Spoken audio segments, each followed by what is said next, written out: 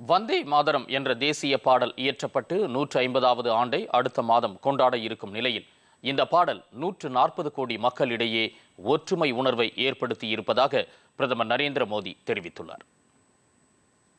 ஒடிஷா மாநிலம் கோராபுட் காஃபி பற்றி மனதின் குரல் நிகழ்ச்சியில் ஏராளமானோர் கருத்துக்களை பகிர்ந்து கொண்டிருப்பதாக பிரதமர் தெரிவித்துள்ளார். கோராபுட் காஃபியின் சுவை அலாதியானது மட்டுமல்ல, அதனை சாகுபடி செய்யும் மக்களுக்கு ஆதாயம் அளித்து வருவதாகவும் கூறினார். பல்வேறு நிறுவனங்களில் பணியாற்றுவோரும் காஃபி சாகுபடியின் மீதான ஆர்வத்தால் இந்த துறையை தேர்ந்தெடுத்து பணியாற்றி வருவதாக தெரிவித்துள்ளார். காஃபி சாகுபடி மூலம் அவர்களுக்கு மரியாதை, வளமை இரண்டும் கிடைப்பதாகவும் அவர் குறிப்பிட்டுள்ளார். இங்கு மட்டுமல்லாமல் கர்நாடகத்தின் சிக்மங்களூர், கூர்க், ஹாசன் ஆகிய பகுதிகளிலும், தமிழ்நாட்டின் கொடைக்கானல், ஷெவ்ராய், நீலகிரி உள்ளிட்ட இடங்களிலும், கர்நாடக தமிழக எல்லை பகுதியான பிலிகிரியிலும், கேரளத்தின் வயநாடு, மலபார் பகுதிகளிலும் கணிசமான காஃபி சாகுபடி செய்யப்பட்டு வருவதாக பிரதமர் தெரிவித்துள்ளார். இதனால் இந்தியாவின் காஃபி அடையாளம் உலகெங்கிலும் பிரபலமடைந்திருப்பதாக பிரதமர் கூறினார். बीते साल हमने मन की बात में உங்களுக்கு நினைவிருக்கலாம், கடந்த ஆண்டு மனதின் குரலில் அரக்கு காஃபி பற்றி பேசியிருந்தோம். சமீபத்தில் ஒடிசாவை சேர்ந்த பலர் கோராபுட் காஃபி குறித்த தங்கள் உணர்வுகளை என்னுடன் பகிர்ந்து கொண்டனர். மனதின் குரல் நிகழ்ச்சியில் கோராபுட் காஃபி பற்றி பேச வேண்டும் என்று அவர்கள் எனக்கு கடிதம் எழுதியிருந்தார்கள். கோராபுட் காஃபியின் சுவை மிக நன்றாக இருக்கும் என்று கூறியிருந்தனர். சுவை மட்டுமல்ல, காஃபி சாகுபடியும் மக்களுக்கு பயனளித்து வருகிறது. கோராபுட்டில் சிலர் மிகுந்த ஆர்வத்தினால் காஃபி சாகுபடி செய்து வருகிறார்கள். அவர்கள் பெருநிறுவனங்களில் நல்ல வேலையில் இருந்தவர்கள். ஆனால் அவர்கள் காஃபியை விரும்புவதால் இந்த துறைக்கு வந்து இப்போது வெற்றிகரமாக செயல்பட்டு வருகிறார்கள். காஃபியால் தங்கள் வாழ்வில் இனிமையான மாற்றத்தை கண்ட பல பெண்களும் இருக்கிறார்கள். காஃபியின் மூலம் மரியாதையையும் செழிப்பையும் அடைந்துள்ளார்கள். இது பற்றி இவ்வாறு கூறப்படுகிறது. कोरापुट कॉफी अत्यंत सुस्वादु, एहा ओडिशारा गौरव. நண்பர்களே, உலகெங்கிலும் இந்தியாவின் காஃபி. நமது தேசிய பாடலான வந்தே மாதரம் பற்றி குறிப்பிட்ட பிரதமர், இந்த பாடல் பாரத அன்னையின் தாய்மை உணர்வையும் நாம் அனைவரும் பிள்ளைகள் என்ற வகையில் நமது பொறுப்புகளை அறிவுறுத்துவதாகவும் அமைந்துள்ளது. வந்தே மாதரம் என்ற முழக்கம் 140 கோடி இந்திய மக்களுக்கிடையேயும் ஒற்றுமை சக்தியை நிரப்புவதாக பிரதமர் கூறியுள்ளார்.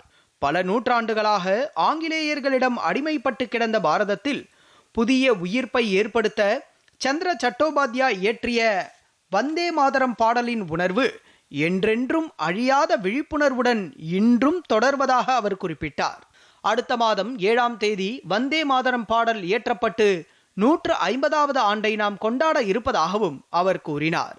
வந்தே மாதரம் பாடல் தொடர்பான கருத்துக்களை தமக்கு அனுப்ப வேண்டும் என்றும் பிரதமர் நரேந்திர மோடி கேட்டுக்கொண்டார்.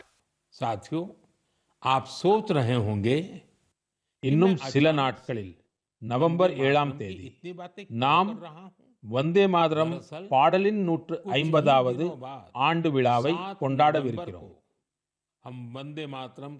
வந்தே மாதரம் 150 ஆண்டுகளுக்கு முன் இயற்றப்பட்டது. 1896 குருதேவ் ரவீந்திரநாத் தாகூர் அவர்கள் முதன் முறையாக இதை இசைத்தார். நண்பர்களே, வந்தே மாதரம் பாடலை பாடும்போது கோடிக்கணக்கான நாட்டு மக்கள் எப்போதும் தேசபக்தியின் எல்லையற்ற எழுச்சியை உணர்ந்திருக்கிறார்கள். நமது தலைமுறையினர் வந்தே மாதரம் பாடலின் வார்த்தைகளில் பாரதத்தின் உயிரோட்டமான மற்றும் மகத்தான வடிவத்தை கண்டுள்ளனர். सुजलाम सुफलाम मलयज शीतलाम शस्य श्यामलाम मातरम वंदे मातरम. நாம் அப்படி ஒரு பாரதத்தை உருவாக்க வேண்டும். வந்தே மாதரம் நமது இந்த முயற்சிகளுக்கு எப்போதும் உத்வேகமாக விளங்கும். எனவே வந்தே மாதரம் பாடலின் 150வது ஆண்டையும் நினைவு கூறத்தக்கதாக மாற்ற வேண்டும். வருங்கால தலைமுறைக்காக இந்த பண்பாட்டு நதியை நாம் முன்னோக்கி கொண்டு செல்ல आने वाली வேண்டும். पीढ़ी के लिए வரவிருக்கும் நாட்களில் ये संस्कार வந்தே மாதரம் सभ्यता को தொடர்பான பல हमें நிகழ்ச்சிகளும் आगे बढ़ाना है. நாட்டில் பல आने वाले கொண்டாட்டங்களும் நடைபெறும். சுதந்திரத்திற்கு பிறகு சமஸ்கிருத மொழி புறக்கணிக்கப்பட்ட போதிலும் இப்போது பல இளைஞர்கள் சமூக வலைதளங்களில் சமஸ்கிருதம் பற்றி பேசத் தொடங்கியுள்ளதை காண முடிவதாக அவர் தெரிவித்தார். ஹைதராபாத்தில் நிஜாமின் ஆளுகைக்கு உட்பட்ட இடத்தில் அவரை எதிர்த்தும் நிஜாம் அனுப்பிய அதிகாரி ஒருவரை கொலை செய்தும் அசாமுக்கு சென்ற கோமரம் பீம் என்ற ஆளுமையை பற்றி மக்கள் அறிந்து கொள்ள வேண்டியது அவசியம் என்று பிரதமர் குறிப்பிட்டார். கடந்த 22ஆம் தேதி அவரது பிறந்தநாள் கொண்டாடப்பட்டதையும் அவர் சுட்டிக்காட்டியுள்ளார். பழங்குடி சமூகத்தை சேர்ந்தவராகிய பீம் அனைவரின் இதயங்களிலும் அழிக்க முடியாத முத்திரையை பதித்தவர் என்று பிரதமர் புகழாரம் சூட்டினார். அந்த வகையில் அடுத்த மாதம் 15ஆம் தேதி பழங்குடியின மக்களின் பெருமித நாளான ஜன்ஜாதிய கௌரவ திவஸை நாம் கொண்டாட இருப்பதையும் இந்த நாள் பகவான் பிர்சா முண்டாவின் பிறந்த நாள் என்றும் பிரதமர் தெரிவித்தார். இந்நாளில் பழங்குடியின மக்களின் உரிமைகளுக்காக பிர்சா முண்டா ஆற்றிய பணிகளை நினைவு கூற வேண்டியது அவசியம் என்றும் பிரதமர் நரேந்திர மோடி குறிப்பிட்டார்.